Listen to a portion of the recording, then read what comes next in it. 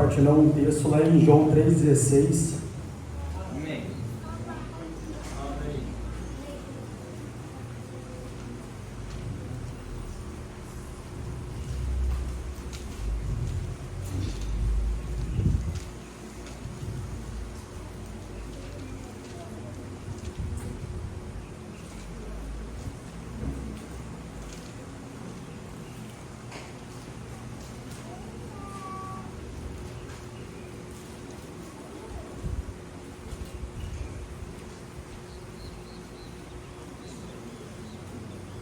Oremos.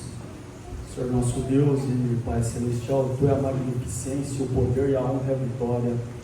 Teu é tudo quanto há nos céus e na terra. Teu reino e Tu te exaltaste por cabeça sobre todos, Pai. Eu lhe entrego este culto nas Tuas mãos, Pai. E, por favor, fale conosco. Em nome de Cristo Jesus. Amém. Gostaria de ler João 3,16, que nos fala assim: porque Deus amou o mundo de tal maneira que deu o seu Filho unigênito, para que todo aquele que nele crê não pereça, mas tenha a vida eterna. Porque Deus enviou o seu Filho ao mundo, não para que condenasse o mundo, mas para que o mundo fosse salvo por ele. Quem crê nele não é condenado, mas quem não crê já está condenado, porquanto não crê no nome do unigênito Filho de Deus. E a condenação é esta: que a luz veio ao mundo e os homens amaram mais as trevas do que a luz, porque as suas obras eram más. 3:36. Aquele que crê no Filho tem a vida eterna, mas aquele que não crê no Filho não verá a vida, mas a ira de Deus sobre ele permanece. Então gostaria de compartilhar esses versículos, e o título da minha mensagem: o novo nascimento. E o título, nunca pus título, mas hoje eu pus. O título é o novo nascimento, e o tema salvação pelo amor de Deus em Cristo Jesus. Podemos entender aqui, irmãos, que Deus, Ele deu o seu Filho unigênito para todos. Será que temos visto as grandezas desses versículos no nosso dia a dia, quando nós fomos salvos e lavados e redimidos pelo sangue de Cristo Jesus?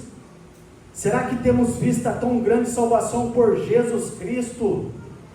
Será que esses versículos ainda impactam as nossas vidas, como impactou lá no princípio da nossa salvação, quando fomos salvos? Ou será que é simplesmente uma merchandising, uma propaganda enganosa em nossas vidas? O amor de Deus tem que impactar vidas através de nós. Então, vemos aqui o amor de Deus expresso na pessoa de Cristo Jesus. O amor de Deus estava lá no princípio do mundo, quando Deus, pela sua engenhosidade e pela sua arquitetura, fez todas as coisas. Vemos o amor de Deus lá no princípio do mundo, quando Ele fez tudo pelo sopro da sua palavra. Deus, Ele ainda quer salvar almas. Deus, Ele ainda quer salvar vidas. Deus, Ele quer salvar você que está perdido sem Cristo Jesus. Nesta noite, essa mensagem é para você. Deus, Ele espera uma resposta. Deus, Ele quer uma resposta, seja no seu sim, ou nas suas palavras, ou você estando quieto diante da cruz. Deus, Ele espera uma resposta de todos, porque o versículo nos fala: porque Deus amou o mundo de tal maneira que deu seu Filho unigênito para todos. Ele morreu por todos, Jesus. Em primeiro lugar, vemos o plano da salvação de Deus em Cristo Jesus. Amém. Deus, Ele quer salvar você que está perdido aqui nesta noite. Não é por acaso que você está aqui. Deus, Ele quer te salvar. E Ele quer uma resposta. Qual vai ser a sua resposta para a cruz? Qual vai ser a sua resposta para Jesus, que está sem Cristo, está perdido? A Bíblia nos fala lá em Gênesis 2:7, formou Deus o homem do pó da terra, e soprou em suas narinas o fôlego da vida, e foi feito o homem alma vivente, e plantou o Senhor Deus no jardim do Éden. Gênesis: e plantou o Senhor Deus no jardim do Éden do lado oriental, pôs ali o homem que tinha formado. Então entendemos que lá no princípio, Deus ele fez o homem, pôs ele no jardim, para que ele pudesse lavrar, cuidar, semear. Entendemos que a serpente, ora a serpente, 3:1, ora, a serpente era mais astuta que todos os animais do campo que o Senhor Deus tinha feito. E esta disse a mulher, é assim que Deus disse, não comereis de toda a árvore do jardim. E disse a mulher serpente, do fruto das árvores do jardim comeremos, mas do fruto da árvore que está no meio do jardim, disse Deus, não comereis dele, nem nele tocareis, para que não morrais. Então Deus, lá no princípio, ele fez o homem, ele pôs o homem ali, e Deus ele deu uma ordenança, que eles pudessem comer de todo fruto que seus olhos pudessem contemplar, menos do fruto do conhecimento do bem e do mal. Então entendemos que Deus ele deu uma ordem para o homem, e a serpente lá no princípio, com a sua astúcia, apareceu ali. Mas Deus não disse que vocês poderiam comer de todo fruto. Então a serpente veio com uma parte da verdade, com o restante da mentira, e enganou Eva. E Eva comeu e deu também a seu marido, e ambos comeram. Então o homem ele se rebelou contra Deus, o homem ele se perdeu. Em segundo lugar, o plano do homem, esse foi o plano do homem, a sua desobediência diante de Deus. O homem ele comeu do fruto do conhecimento do bem e do mal. E a palavra de Deus nos fala que lá em Salmo 51:5, eis que em iniquidade fui formado e em pecado concebeu a minha mãe. Então quando nós estamos no ventre da nossa mãe, somos formados em iniquidade e concebidos do pecado. O plano do homem é esse, falho, imperfeito. O maior mestre que temos em nossas vidas sabe qual que é o fruto do pecado que vai nos levar a pecar contra Deus. Ninguém precisa de nos ensinar a fazer as coisas erradas da vida. O fruto do pecado é o nosso mestre, que nos acompanha e nos ensina a fazer o que é errado diante de Deus, que nos ensina a pecar, e a simplesmente nos perdemos no meio do caminho, pelos nossos planos. Foi isso que aconteceu lá no princípio. O homem, ele se perdeu, e o fruto do pecado hoje é o seu mestre, ensinando ele a pecar contra Deus. Não precisamos de ensinar uma criança a pecar contra Deus, a pecar contra os seus pais. Não precisamos ensinar uma criança a fazer artimanhas. Simplesmente o fruto do pecado leva ela a fazer isso. O fruto do pecado nos leva a pensar, a olhar, a falar, a gesticular. O fruto do pecado é o mestre que está do nosso lado todos os dias nas nossas vidas, nos ensinando a fazer as coisas erradas dessa vida. Mas Deus ele tinha o seu plano perfeito. Deus ele lá na eternidade preparou Cristo. Deus ele preparou Jesus para quê? Para que ele pudesse morrer por todos.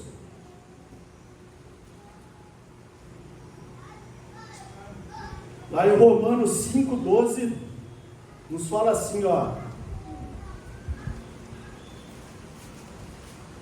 portanto, como por um homem entrou o pecado no mundo, e pelo pecado da morte, assim também a morte passou a todos os homens, por isso que todos pecaram. Então o fruto do pecado de Adão e Eva passou para quem? Para Caim, Abel, Sete e suas filhas, e foi passando de geração em geração, e chegou no Johnny, chegou em todos nós que estávamos perdidos sem Cristo. Lá em 3:23 nos fala assim: porque todos pecaram e destituídos estão da glória de Deus.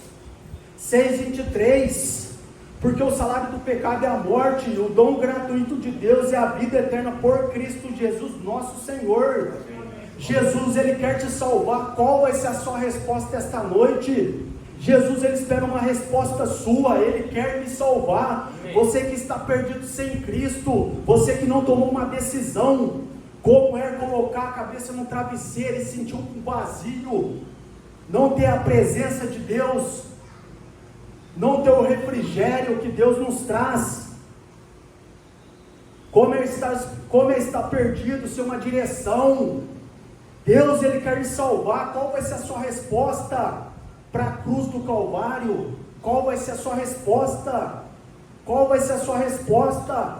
Dê uma resposta esta noite, para Cristo esteja na eternidade conosco.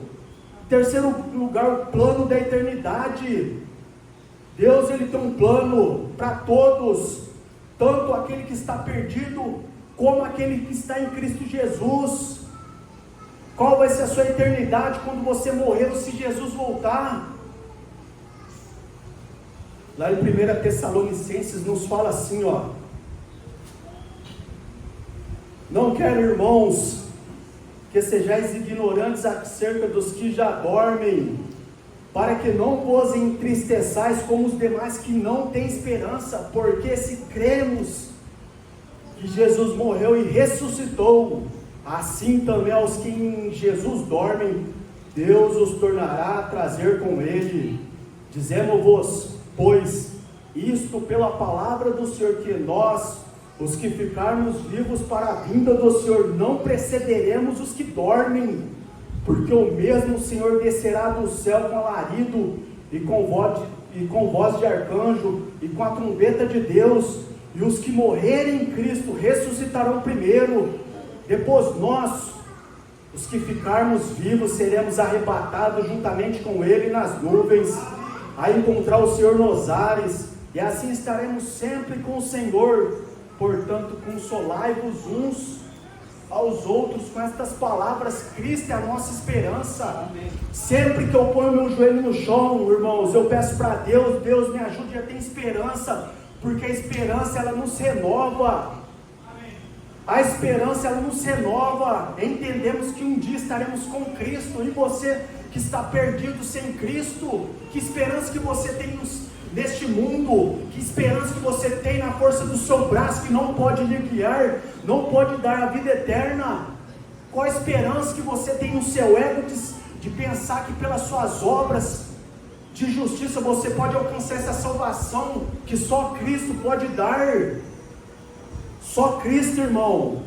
Não o nosso ego, não as nossas boas obras, não aquilo que fizemos, porque se fosse para nós sermos bons suficientemente, não precisava de Jesus ter morrido. É só simplesmente eu ser bom. O que valeria o sacrifício de Cristo? Nada. Então não tem como nós sermos bons suficientemente para alcançar essa tão grande salvação. Não tem. Isso é uma lógica. Eu sempre falo isso daí para as pessoas. É a mesma coisa que você colocar um pingo numa ladeira esperando que ele vá subir. Não tem como. Jesus é a nossa suficiência. Amém. Jesus é simples, irmão. É só tomar uma decisão sincera de todo o coração. Romanos 10:9, a saber, se com a tua boca confessares ao Senhor Jesus, em teu coração creres que Deus o ressuscitou dentre os mortos, será salvo, visto que com o coração se crê para a justiça. Quem que foi a nossa justiça lá na cruz do Calvário? Foi Jesus que nos justificou, que nos justifica, que quer justificar você que está perdido sem Cristo Jesus. Lá em Gálatas nos fala assim, ó: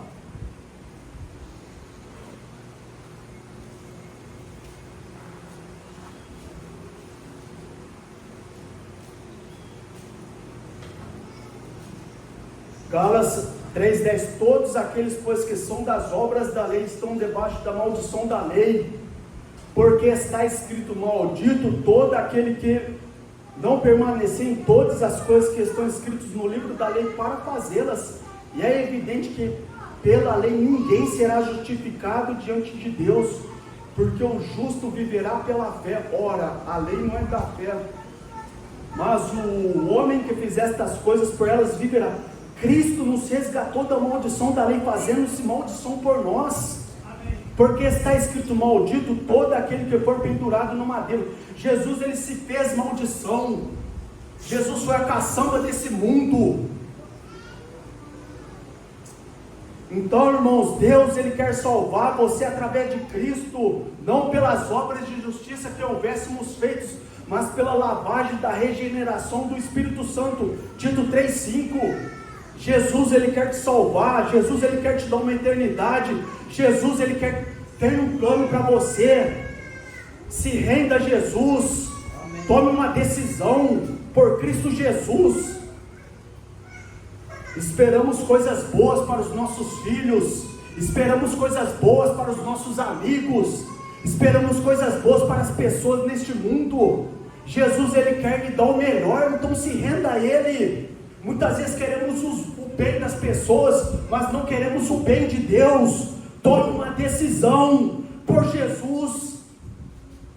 Essa noite, pelo amor de Deus, se renda a Cristo, porque o inferno, ele existe. O inferno é real, irmãos. E as pessoas que estão perdidas vão para lá. As pessoas que estão lá nunca mais podem sair de lá. Por toda a eternidade, aquele que não foi achado escrito no livro da vida foi lançado no lago de fogo. Você vai ser lançado no lago de fogo, e Deus quer te dar o melhor. Deus quer que você tome uma decisão essa noite. Se renda a Cristo. Muitas vezes, eu vou repetir, queremos o bem dos nossos filhos, mas não queremos o bem de Deus em nossas vidas. Aquele que não foi achado escrito no livro da vida foi lançado no lago de fogo. É simples. É só você reconhecer que você é pecador, que o fruto do pecado te leva para o inferno, e crer que Jesus morreu, foi sepultado e ressuscitou o terceiro dia. E não só crer, mas tome uma decisão por Cristo. Senhor, entra na minha vida e salva a minha alma, porque eu estou perdido, eu estou sem Cristo. Tome uma decisão esta noite. Tome uma decisão. Como você espera que o seu filho tome uma decisão pelo melhor da vida no dia a dia? Tome uma decisão. Então vamos terminar com uma palavra de oração. Gostaria de convidar o pastor Alexandre para fazer um apelo. Esta noite